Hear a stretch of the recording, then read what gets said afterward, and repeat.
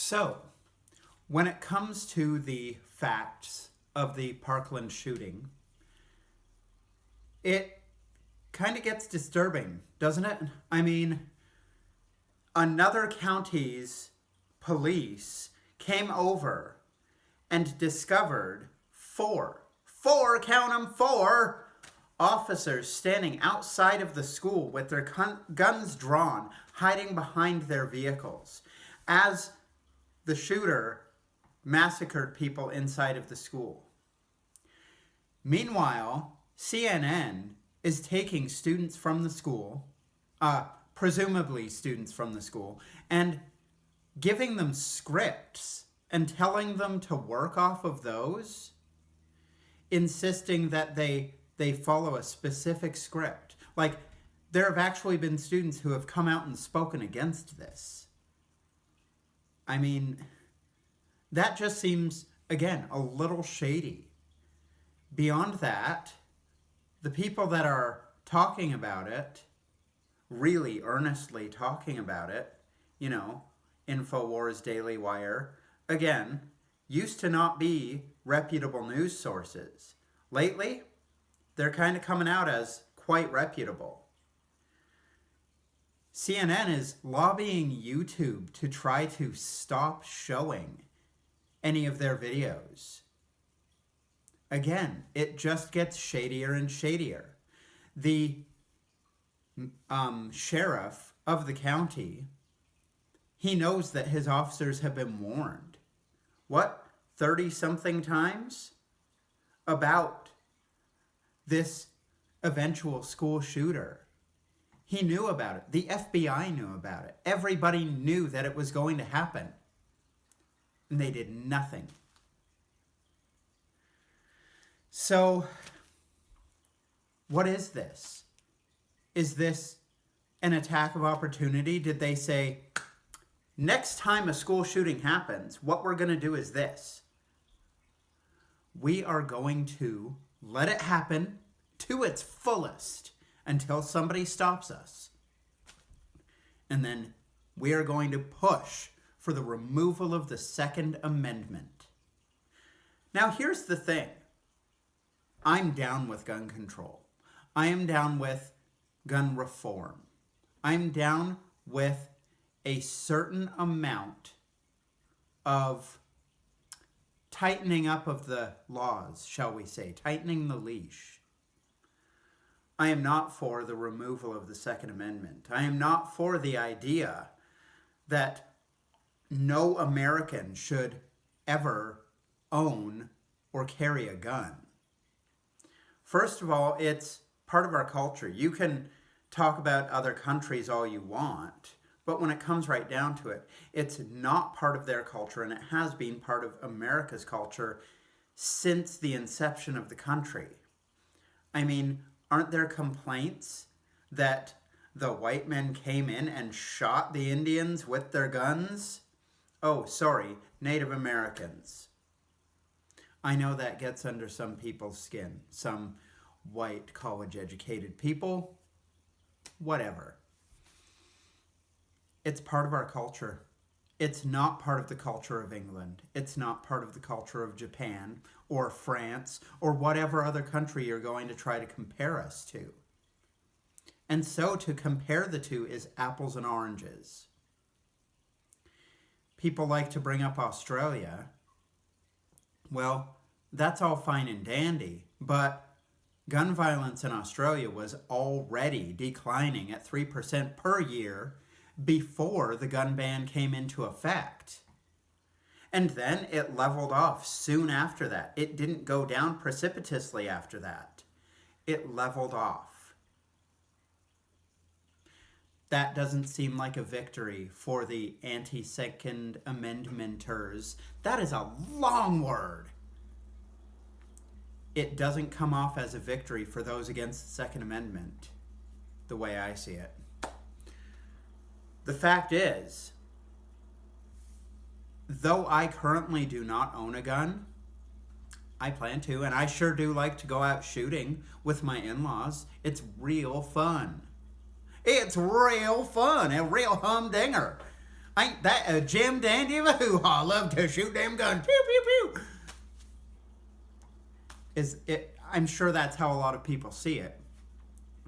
Simple fact is, there is pure testosterone when you go to the shooting range and fire your gun. And testosterone is it is an agent in the male body that brings balance. People who commit grievous crimes, they generally have testosterone problems. Generally, they have low T.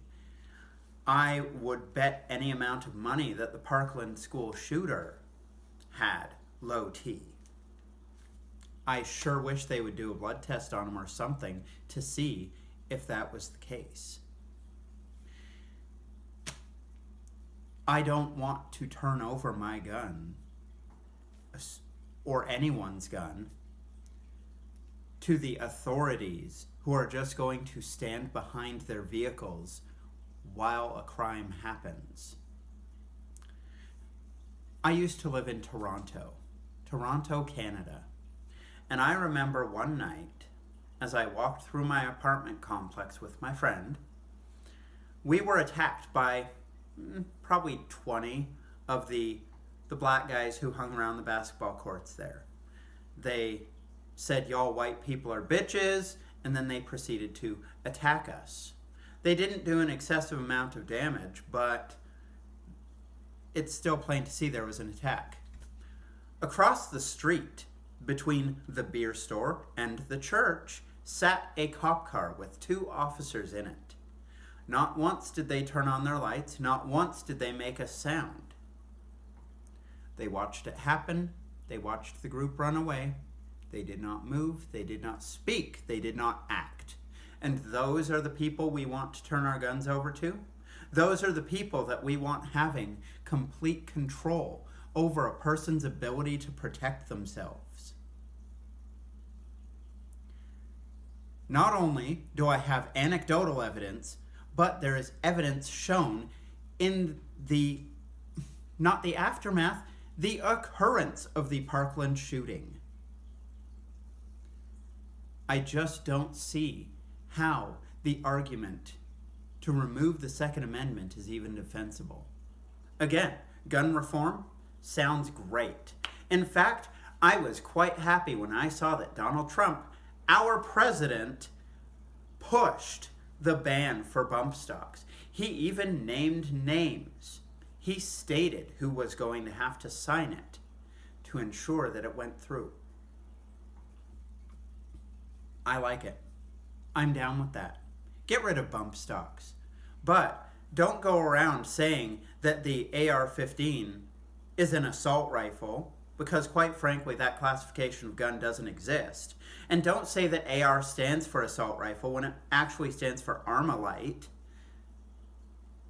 And don't say that the AR-15 is different from any other weapon that could be bought legally in a gun store and taken out to a school and used to massacre a bunch of students that are just trying to get through their day. Instead of making up problems to fix the real problems. Parents, stop being friends with your kids. Be parents to your kids. Don't be these scary ass hippies that are, gonna go spend money on a concert and now they can't afford to pay the rent. Don't be the fun parents, be the real parents. Your kids are afraid because you're not doing your damn job. I don't care if mom and dad each have a job and they have to go out and leave their kid home from school. You know what you do? You go home after work and you exercise accountability upon your child. You make your child answer the hard questions. You make your child own up to you. And you don't give your child the right to privacy in your home. You don't give your child the right to all of these things that adult, independent Americans get to enjoy after they've left their parents' homes. And damn it, I don't care if you're 27 and have had to move back into your parents' home. You're going by their rules like you are a child because that's what you have shown yourself to be by moving back in the first place.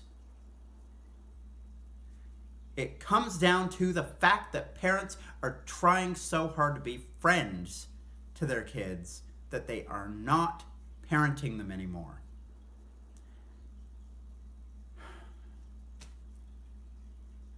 Do you know that my son complained to me? Used to complain, doesn't complain anymore, because he knows what he's going to get. He knows that I'm just going to say, oops, looks like you picked the wrong parents, or something like that.